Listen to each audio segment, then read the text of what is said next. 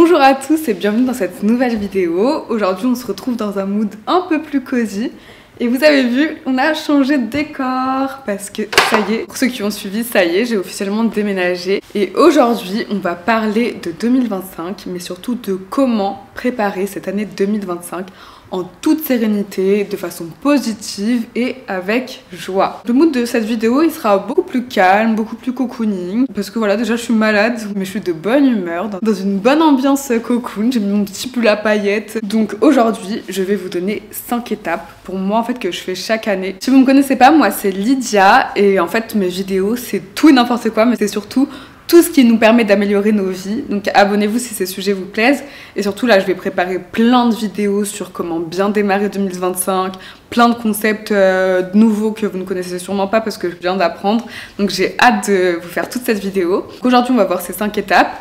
La première étape, c'est le bilan de l'année, le bilan 2024. Souvent, en fait, on va vite de l'avant et on a un peu la flemme de faire une rétrospective de ce qui s'est passé. Mais je vous jure, on a tendance à oublier tout ce qui s'est passé pendant cette année. Par exemple, moi, typiquement, j'avais oublié que le premier voyage avec mon copain, je l'avais fait cette année, je l'avais fait en mars 2024. On a fait un voyage à l'étranger, à Madère, et c'était trop bien. Et en fait, pour moi, c'était avant en 2023, mais non, pas du tout. Donc, ce que je vous conseille, premier exercice, ça va être de faire 2 colonnes. Donc, vous prenez une feuille, vous prenez une page d'un carnet, même vos notes. Vous faites une colonne j'ai aimé, une colonne j'ai pas aimé, tout simple. Et là, vous allez explorer donc soit vos agendas en fonction de ce que vous utilisez au quotidien, soit votre agenda, votre Google Agenda, votre agenda papier, ou soit votre photothèque. Vous allez dérouler tous vos photos depuis janvier et vous allez à chaque fois tout noter. Vous allez voir, ça va vous rappeler des périodes, ça va vous rappeler des moments, même si vous n'avez pas tout pris en photo. Vous notez tout. Tout ce que vous avez aimé, tout ce que vous n'avez pas aimé. Et à partir de là, vous allez décider de ce que vous voulez garder en 2025, ce que vous voulez reproduire, ce que vous voulez revoir, les personnes que vous voulez encore côtoyer, vous surlignez ou vous entourez pour 2025, tout ce que vous voulez voir encore dans votre vie cette année. Et pour vous aiguiller, vous donner un peu plus d'éléments, vous pouvez aussi par exemple vous demander quelles sont les tâches, les actions que vous avez faites, les événements, les projets qui ont eu le plus valeur pour vous dans votre année. Et par valeur, vous mettez derrière le sens que vous voulez, qui a de la valeur pour vous. Pour moi, la valeur, c'est en ce moment, je suis très axée passion. Donc en fait, c'est qu'est-ce qui a réveillé ma passion, dans quoi je me suis sentie hyper bien, dans quoi j'ai plus vu le temps passer. Donc ça, c'est les choses que je veux garder pour l'année 2025. Comme par exemple les vidéos YouTube, je veux garder ces vidéos YouTube dans mon année 2025. Et aussi, vous pouvez vous demander si je devais revivre cette année 2024 à l'infini pendant 10 ans, est-ce que vous seriez satisfait? Si oui, pourquoi? Sinon, pourquoi? Ça peut vraiment vous aider. Le dernier truc, c'est de,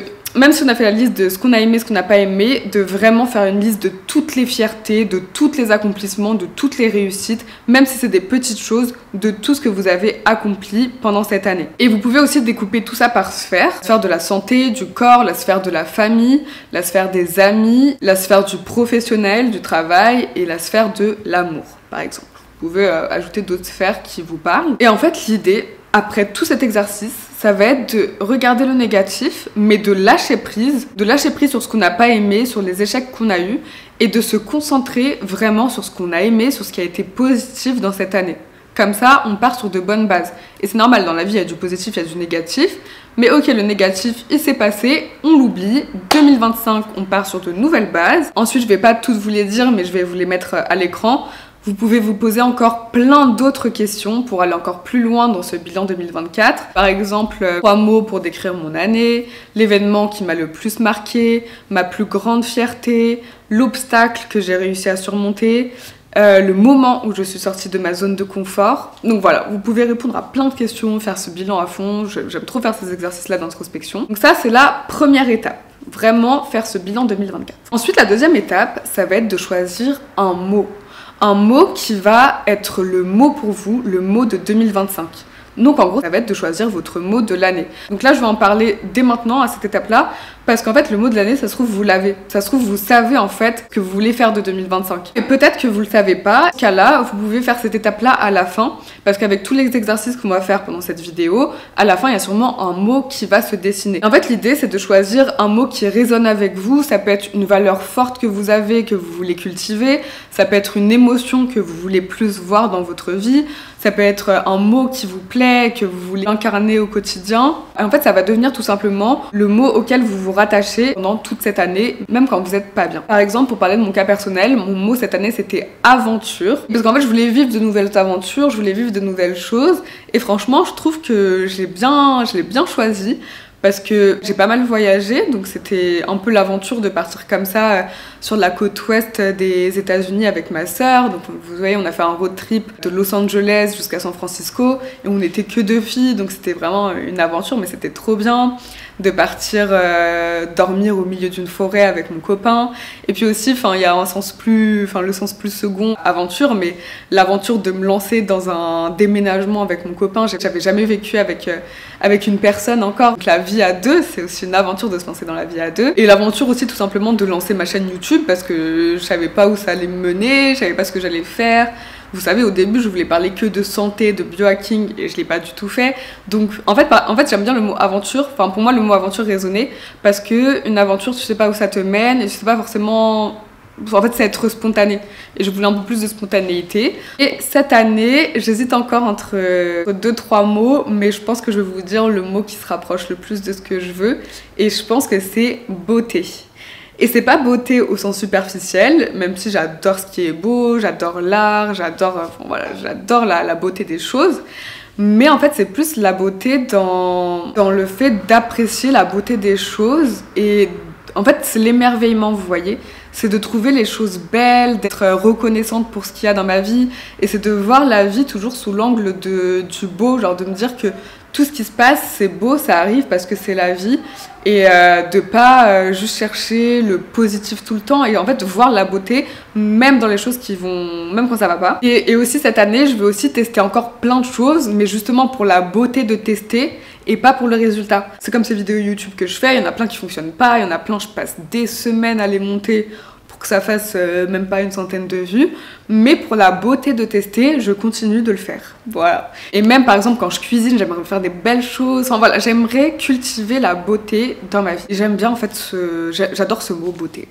J'espère que ça vous a donné des idées sur quel mot choisir. Et aussi une chose qu'on a fait l'année dernière entre copines, et j'aimerais bien qu'on le refasse cette année, on avait fait un atelier perles la veille du nouvel an. Et on avait fait...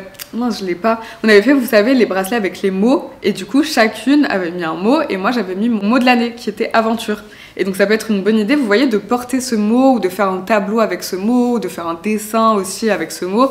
Enfin, vous voyez, vraiment de l'incarner et de vous dire que ça va être votre mot à vous. Donc, dites-moi en commentaire si vous avez une idée du mot que vous allez choisir. Et sinon, on se retrouve à la fin de la vidéo. Là, vous allez sûrement avoir une idée du mot qui va représenter cette année. Et surtout, j'ai oublié de le dire, mais n'hésitez pas pendant cette vidéo à faire des pauses, à faire des captures d'écran, des choses que je peux noter, et aussi à faire les exercices en direct pendant que je vous parle, où vous pouvez tout simplement tout regarder et noter les exercices et tout faire après, c'est comme vous voulez. Troisièmement, on va parler de se fixer des objectifs, mais pas n'importe comment, pas n'importe lesquels. Cette année, vous allez vous fixer 4 objectifs. Ça a été prouvé que en fait 4 objectifs c'est un nombre idéal pour des objectifs parce que si on s'en fixe trop, on se disperse. L'être humain il est pas fait pour poursuivre plusieurs lièvres à la fois. Donc 4 objectifs c'est bien parce que c'est pas trop peu, surtout pour l'année, et c'est pas trop. Je sais pas si vous connaissez les objectifs SMART, donc mesurables, atteignables, etc. Mais j'aime pas trop cette typologie de classement. Pour moi, un objectif qui est bon pour vous, c'est tout simplement un objectif qui vous inspire et que vous vous imaginez pouvoir le réaliser. C'est tout. Un objectif vraiment qui vous inspire. Et aussi, on a tendance à se dire les objectifs, ça doit être des trucs énormes, comme intégrer une université incroyable, faire un voyage à l'étranger inaccessible, devenir riche ou je sais pas quoi encore. Mais en fait, ça peut être des objectifs très simples.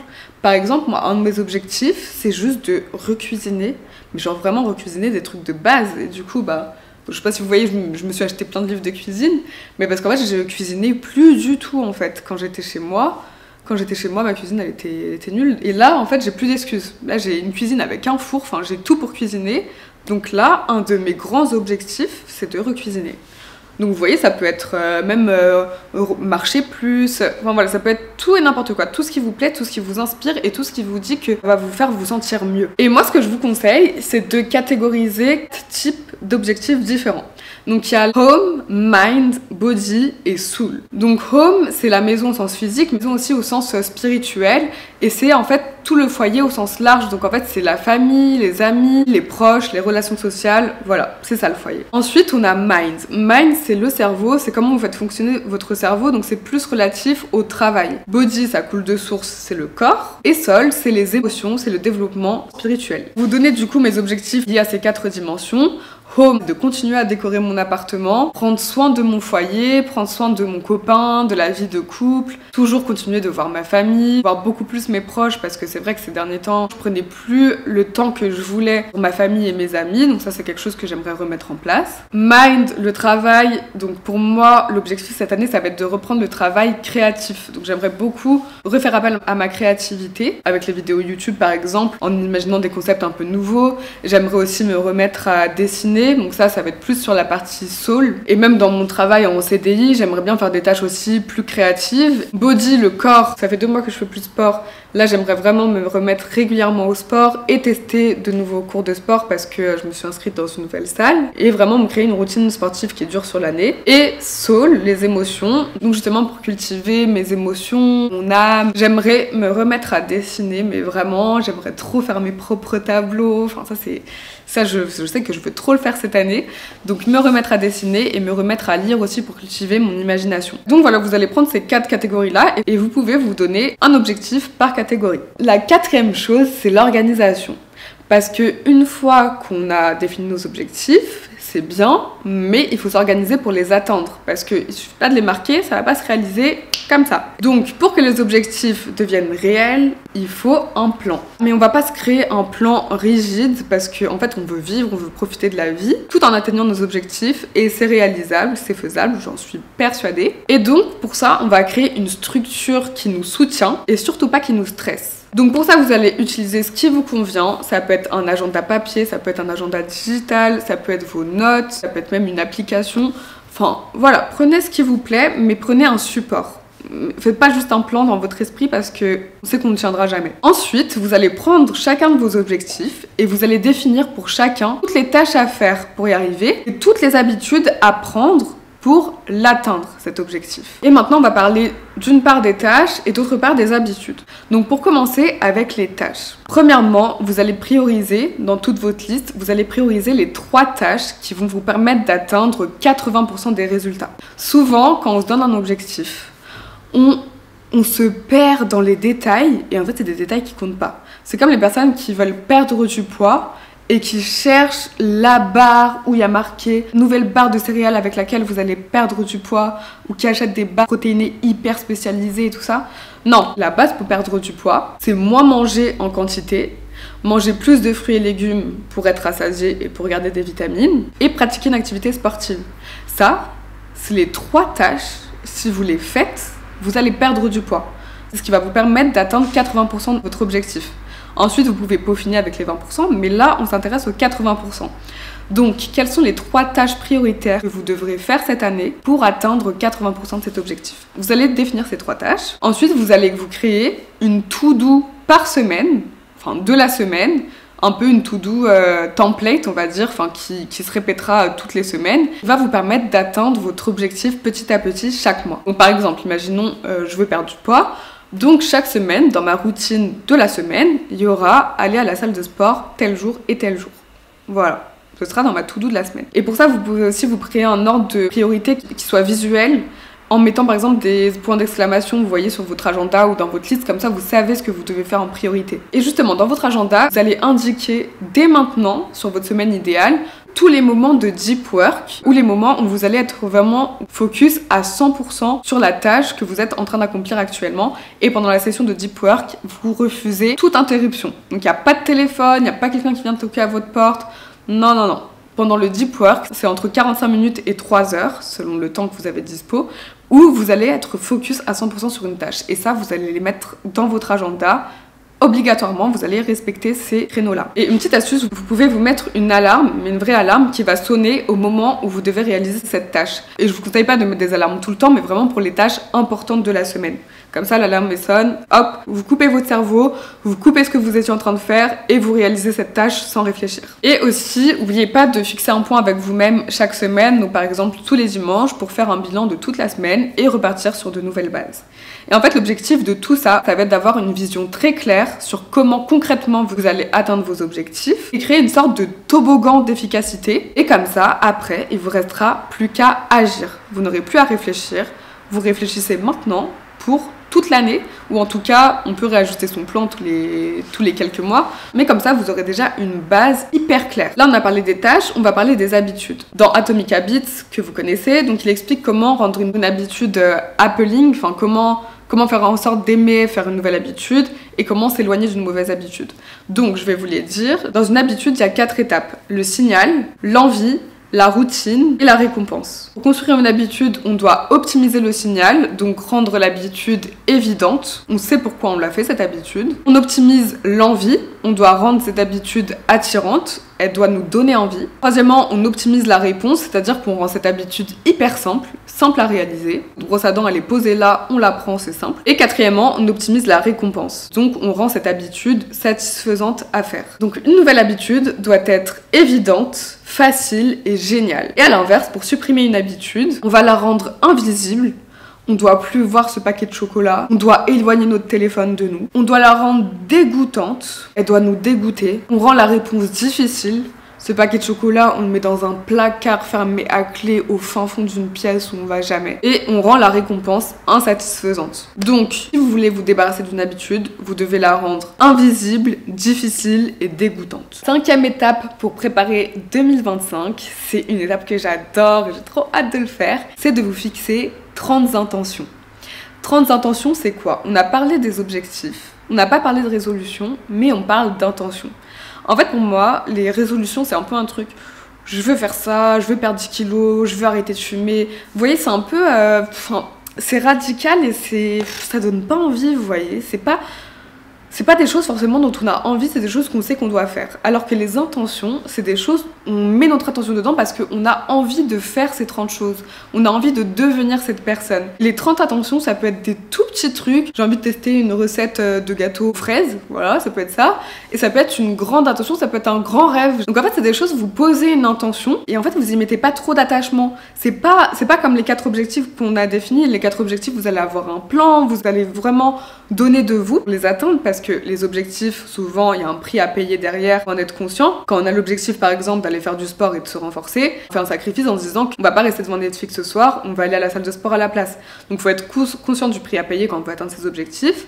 Mais les intentions, ça va être différent, ça va être plus être une liste d'envies pour cette année. C'est le moment où vous allez vous amuser. Vous n'allez pas vous restreindre. Là, les 30 intentions, vous mettez vraiment tout ce que vous imaginez que vous aimeriez faire, des personnes que vous voudrez revoir, des restos que vous voudrez tester, vous mettez tout ce que vous voulez, que ce soit grand ou petit. Et pour vous aider, vous pouvez inclure des choses comme par exemple qui font référence à votre environnement. Comment vous allez faire en sorte que votre environnement soutient vos actions? Est-ce que c'est avoir des personnes de confiance autour de vous? Vous voyez, un environnement qui vous soutient au sens large, que ce soit votre environnement physique, votre chez vous, ou vos amis, votre famille, etc. Pour moi, je pense que c'est important de mettre des actions bien-être pour penser à nous, parce que c'est quand on est bien qu'on peut prendre soin des autres. Donc pensez à mettre des actions bien-être. Et derrière le bien-être, vous mettez ce que vous voulez. Et aussi intégrer des rôles que vous voulez incarner ou la personne que vous voulez devenir. Donc par exemple, vous dans la liste, vous pouvez marquer j'aimerais faire ci, j'aimerais faire ça, mais vous pouvez aussi mettre des choses comme j'aimerais devenir une personne plus calme, j'aimerais devenir une personne introspective,